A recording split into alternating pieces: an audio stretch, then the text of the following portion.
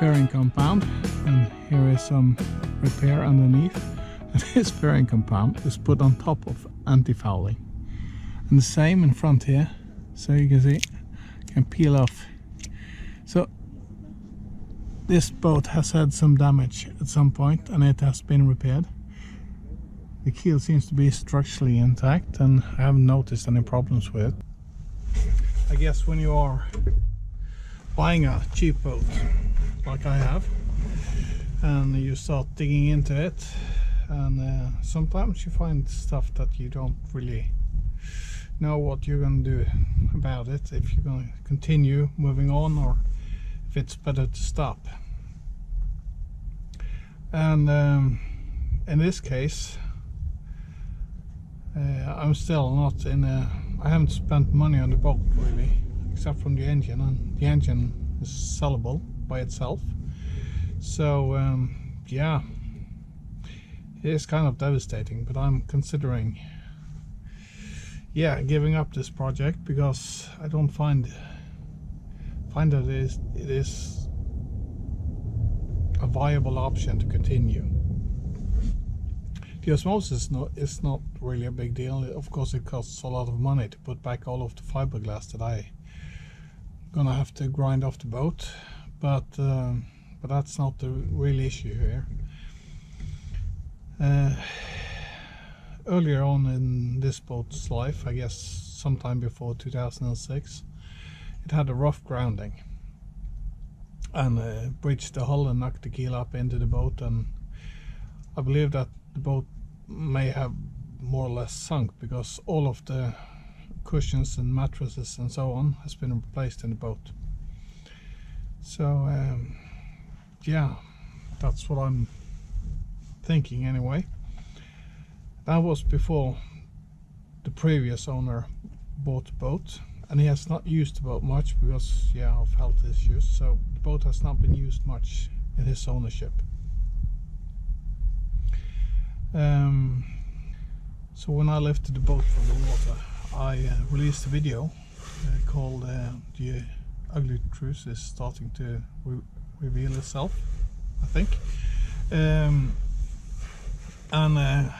I showed a few spots where I noticed this repair from the grounding, and that there was put fiberglass on top of anti-fouling. And that this was delaminating, and I figured this cannot be the real repair. Must be someone has tried to smooth over the repair and make it more hydrodynamic, I guess, or something. So I figured that was the only option, because no one would put fiberglass on top of anti-fouling. Yeah, but that's not the case. That was actually the repair. And the delamination is continuing deeper and deeper. So when I've grounded off the fiberglass now with a gel peel, I can see that there is a lot of areas that is not really bonding, and I can show you that right now. I hope the wind noise is not too bad. There is more problems up in front here, but because that's more wind up front as well, I'm going to hide behind the keel, and you can see this area here is loose fiberglass, and if I just shove my knife in here, this is just continuing to peel off. So this repair is not bonding, and that is not good. You see this is inside the repair itself. I've grinded off a few millimeters of fiberglass here, and you can see there's delamination going on in the repair itself. So this is not bonding to the hull. This is not bonding to itself. So that makes the whole repair quite a bit dodgy. And I don't know if I'm going to be able to sleep at night out in the ocean when the weather is not good. So yeah, that's why I'm considering abandoning this project and scrapping the boat and selling the pieces. And regaining my losses that way, because I don't think this boat should be in the water. But wait, there is more. It just never ends on this boat. This is the fiberglass keel stub, goes down to here. And when they fixed the boat, they must have taken the lead keel off the boat. They must have done that. And the problem is this gap. This is lead on top here. Cut it with a knife, it is lead. And this is the lead keel. So it seems like the keel has been cut off the boat. And you cannot just thread some new keel bolts into the keel. So I don't know what this is. Why is this happening? Is it a bad cast in the keel? Because this is casted lead. And the upper skin has gone off the cast or something, I don't know. And this is not all. There's one more thing. Then I have to put the camera in front of the boat. So now we're looking at the keel from the front. You see, on this side it seems like it's got a perfect straight curve down, like it should be. On this side it goes weird shape this way, and then the keel comes back in. And on this side I have removed fiberglass on the top, so that should even go further out the top, but the keel stub itself does not seem aligned properly, and the keel seems to be hanging at a bit of an angle. So this is actually the dent in the keel down on this corner. It's pushed the keel over to this side, and it's not really big damage, but that is all that there is. And yeah, I believe the boat is built rather weakly. So now we are inside of the boat, and I've ripped out the cabin sole, and this is what it looks like on this boat. These are just 2 strips of wood to support the cabin sole that's lying out here now. These are just lying spread out over the floorboards on the boat. These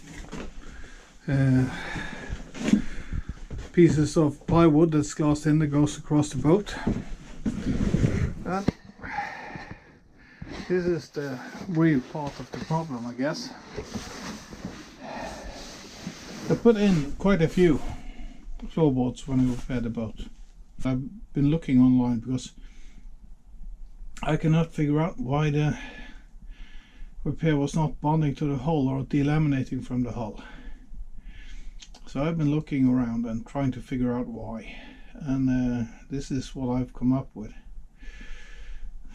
See, alongside here, both sides of the boat, there should be a longitudinal stringer. That's not put back. That's going to tie all of the floorboards together and created a rigid grid in the bottom of the boat that supports the flexing and moving of the keel. And that's not put back. I'm going to include a picture right now that shows how this looks on a different boat. It's a picture I found online, and yeah, this is what it should look like.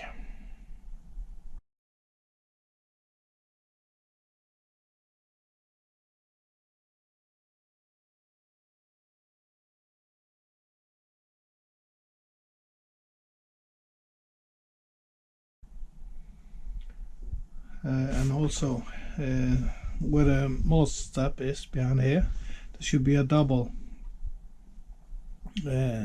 construction that carries the mast step. That's also not there. It's just a support underneath going down to the keel. So yeah, that's one issue. And again, if we look at all of the floorboards, they're not parallel across the bottom of the boat. The starboard side of them is further aft than the port side, and all of them is at an angle, so that's not great either. So this is not a good repair. And if we look at the, it is a bit difficult to see now, but if we look at the shape of the keel stub, see this side seems to be going further out, then this side is a bit flatter curve. So I don't know. There is remarkable differences all over. When you start to look at the whole project now, this starts to add up, and I would really like to continue working on this boat and finishing it, but it starts to become a really big project before it's back in the water. So if I'm going to do this, I would have to create a cradle to support the hull and keep it structurally at the right shape.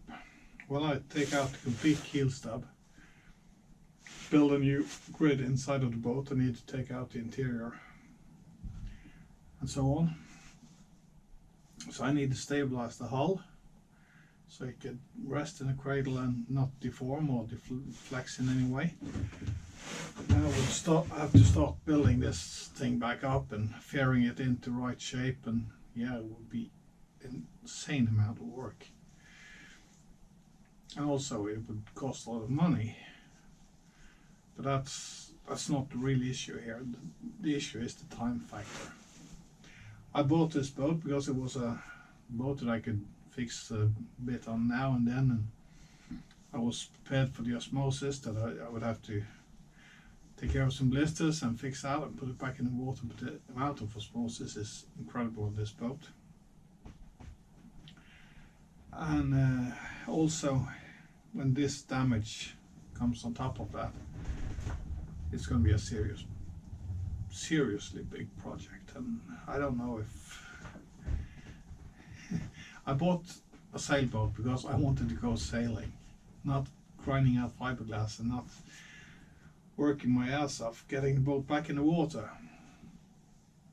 But I bought this boat, a real cheap boat, because I wanted to know if I liked sailing, because this is my first sailboat. I've never had a sailboat before. So you've seen me actually doing my first bit of sailing, single-handedly, all alone, not learning from anybody but YouTube videos. so that is the way I'm doing it. But I really enjoy sailing. It's a magnificent thing to be able to make the boat go forward just using the wind and making it go the way you want, and yeah, going around the problem when the wind is coming right where you want to go and you have to tack, and these are really difficult challenges. Or not difficult, but it challenges you. You can't just put the boat in the direction you want and put the throttle down and go. You have to actually work to get there, and that is, I find that really fascinating. I enjoy it a lot, and I'm comfortable sailing the waves, the movement of the boat and so on. It really gives me a lot of pleasure, and that's what I want. I don't mind having to do a lot of boat work, but I don't want to have a project like this. So I guess that's why I've decided to not going forward with this boat. So I'm gonna scrap it, sell the parts, sell the engine, sell the sail drives, sell the lead in the keel, sell all of the equipment, and I should actually make money off this boat instead of losing money. If I continue to rebuild this boat, it's never going to be possible to recuperate all the investments that I put into the boat. So no matter how long I keep it, if I sell it, it's going to be a negative result financially. And I guess if I buy a more expensive boat, that is also the case, but then I will not have to put in 4 years of my life just trying to get it back in the water.